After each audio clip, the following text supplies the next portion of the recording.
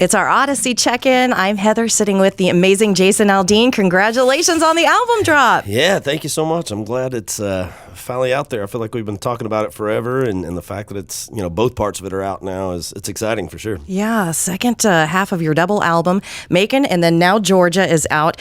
You surprised us. You gave us a little bit of everything on this album. You got live cuts, new music, your first double album.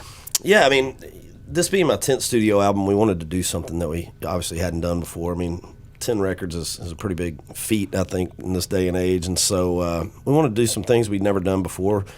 One was a double album. Mm-hmm. We'd never put out a greatest hits album or a live album. So we kind of were able to incorporate all those things into this double album and just kind of do something different, cool that we hadn't done. And then we decided to drop half of it in November, let people kind of get familiar with those songs, and then drop the next half a few months later and let them hear the rest of it. So it's kind of a different way to do it, but it's been fun for sure. I love that. You had a lot of time to do some writing during quarantine, I'm sure. Yeah, we had a lot of time to work on the record. I mean, not being able to go on the road and tour for a year and a half gave us a lot of time to, we had to focus on something else. And, for us, music is kind of always our focus. So, we had more time to go in the studio and really work on an album, and what we thought was going to be one album kind of morphed into a double album, and so it it ended up being something that it wasn't intended to be, but it ended up being a cool thing for sure. Yeah. Are you like a lot of other artists when they drop a new album, you go right out to Target and you buy a copy?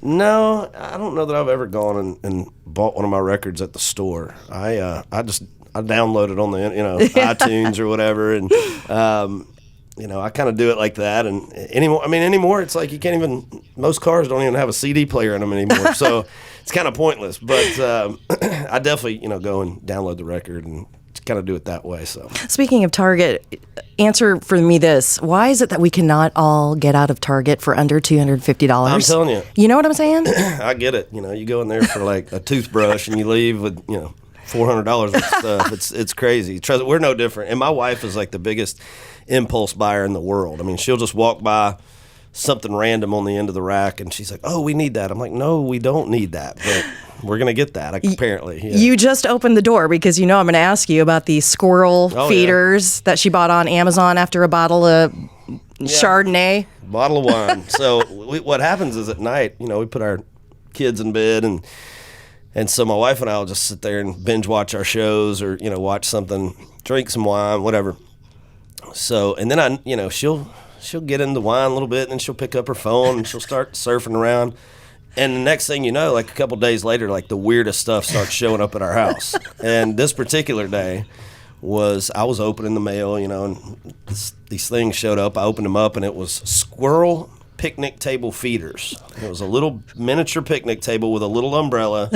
Apparently you put feed in it and squirrels, get up there, sit like they're having a picnic and eat, which is the dumbest thing I've ever heard of, right? So not only did she order one, she ordered like 5. And so then I had to go and put all those up, and I'm like, like I said, she's impulse buyer. Yeah. Remember me talking about that like 30 seconds ago? Yeah, there you go. Prime example. My middle name is Add to Cart. Yeah. I'm telling you. 100%. You just coming off a #1 with Carrie Underwood, If I Didn't Love You. How did that come together? Did you just like text her one day and say, "Hey, do you want to be a part of the song?" That was it's kind of interesting how that worked, because going back to this album, being the 10th record, we were really trying to find something cool, just kind of a special moment that we could do on the record. We felt like we had a lot of great songs, but we didn't have that kind of special moment, for an album, and especially for a double album. Yeah. And so we had the idea of, man, it'd be cool if we could do some kind of duet on this record. Nobody in mind, really, just kind of the idea of a duet, a cool one. And we kept trying to like find songs or make a certain song a duet that really wasn't written that way, and it just wasn't working out.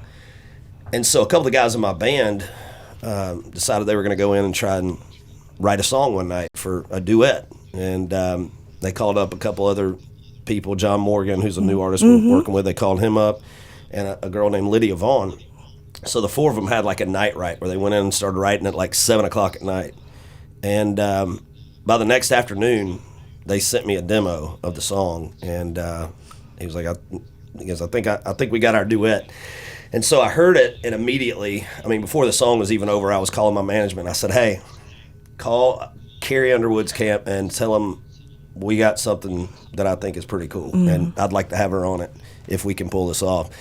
And so that was kind of how the wheels started to turn at that point. And, literally from the time they wrote it until I cut it was probably a week before I went in the studio and really cut a version of it. And then from that to when Carrie was on it was probably another week and a half. We had her vocal on it, and then like 3 or 4 weeks later it went to radio. So I mean, it was so quick how that song came about and how it happened. And it typically never works like that, but that song's been a really special one for us this year for sure. Yeah, I spent the last 24 hours listening to Georgia. I think it's absolutely one of your best albums. Thank you. But I want to go down the tracks, just a couple of the tracks, with my first thoughts when I heard these songs. Okay. And then I want you to tell me what your first thought was after you recorded it, when you got to hear it. Trouble with a Heartbreak, smash for me. Yeah, I mean, I thought that song was really cool. I loved it. I thought it was, I don't know, just kind of a little different than some of the things we put out in the past. And that was another one that was written by the guys in my band and John Morgan. And, those guys wrote a lot for this record and just kind of really got in a groove. And they just, kept writing these really cool songs. And another one that's on here is called Midnight and Missing You. And that's that kind of came out of that same group, too. And I don't know, they just kind of got locked in and were writing things that were, really different and some songs that I felt like, after 10 albums, sometimes you feel like, man, this is a great song. I just feel like we've cut stuff that kind of sounds like that before. And so finding things that are outside of what you've cut in the past, sometimes it's hard, especially this many albums in. And so, they were just bringing things to the table that I felt like were a little different lyrically, melodically, and I felt like that's what Trouble with Heartbreak was. Yeah. Rock and Roll Cowboy, banger.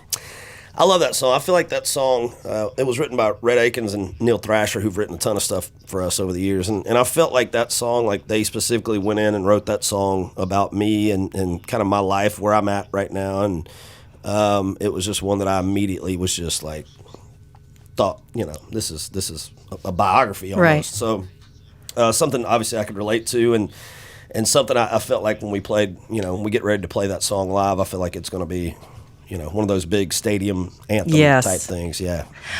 Whiskey Me Away. Cool Washcloth. That was my first. Cool Washcloth. Funny story about that song is I was on tour and a guy named Rodney Clausen, who wrote Amarillo Sky for me years ago, sent me that song. He goes, hey man, I just wrote this song with Morgan Wallen. What do you think? And I was like, well, I love it. Why and Morgan cutting the song? Because Morgan was, cutting for his album too, for the Dangerous record. And he goes, well, Morgan thinks he's got too many songs about drinking and whiskey on his album already, so he doesn't want to cut another one. I said, well, I'm going to cut that one. So yeah, the answer is yes. And I think it was actually the very first song we cut for the album.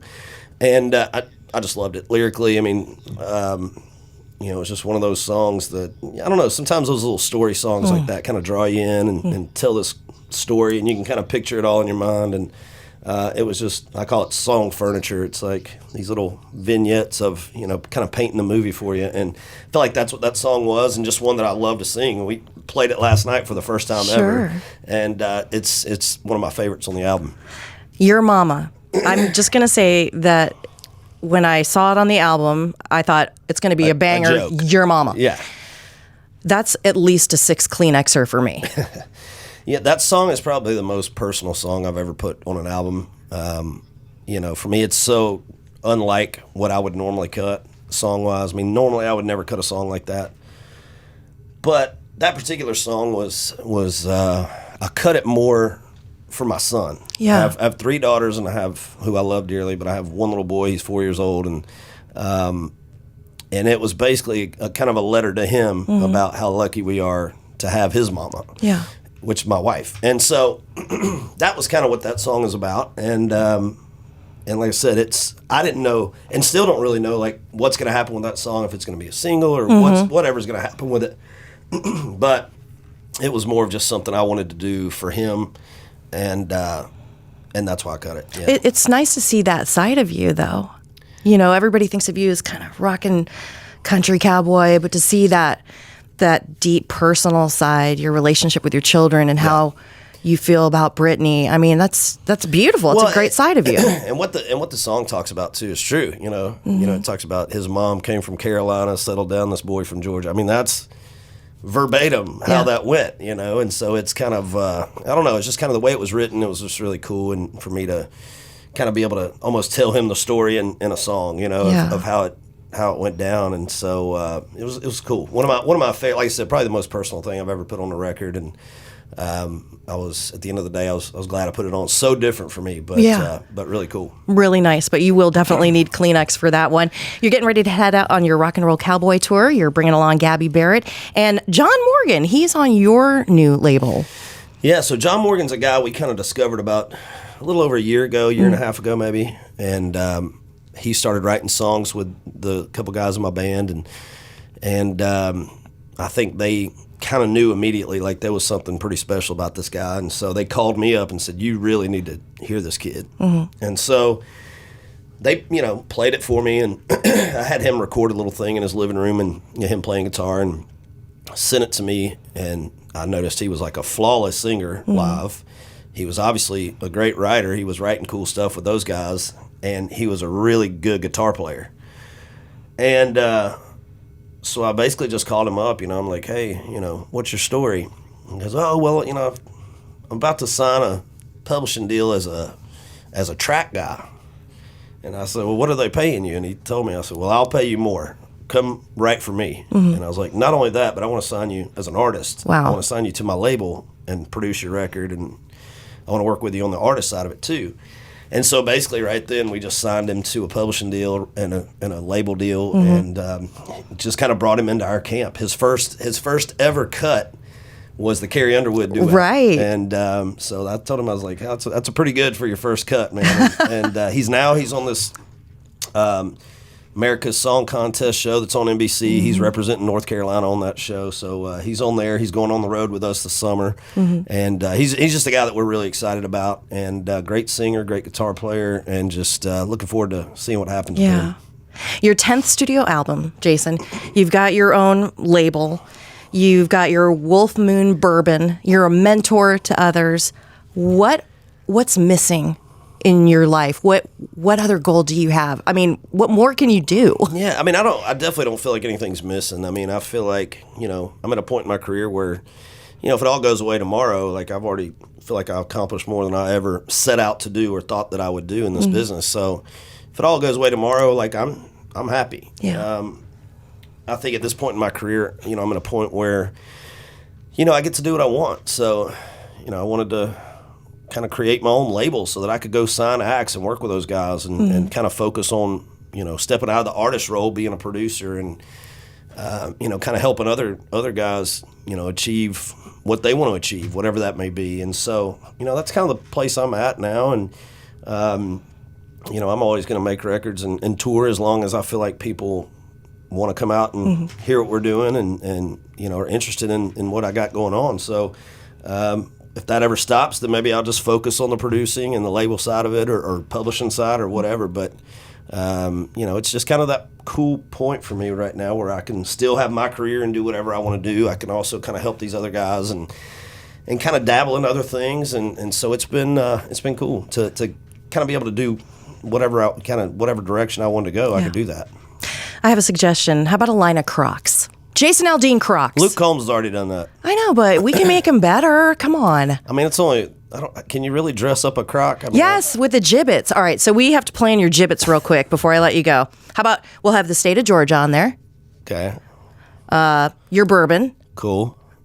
A guitar. A guitar. There you go. Carrie Underwood's leg for the hit. Georgia Bulldogs. Yeah. G. Yeah. What do you say? I don't know. The Croc is a... You wear Crocs. Everybody wears Crocs. It's in and out. I wear Crocs to the beach because I can take a water hose and rinse the sand off of them. But that's about all I got. I'm not wearing them in public by any means. Well, we'll work on that. Okay. Would you say this is the happiest you've ever been? Yeah. I mean, I would say, I'm just at a point in life now where, I'm not trying to chase the music dream and so worried about if that's going to happen or not. And if it doesn't work out, I'm going to have to go get a real job. But you know what I mean? Like all these things of like, I put so much time into this. And I'm at a point now where, like I said, I mean, if it ended tomorrow, I'm good with that. Family-wise, my family's healthy, and so from a personal standpoint, I'm married to my best friend. We have a beautiful family.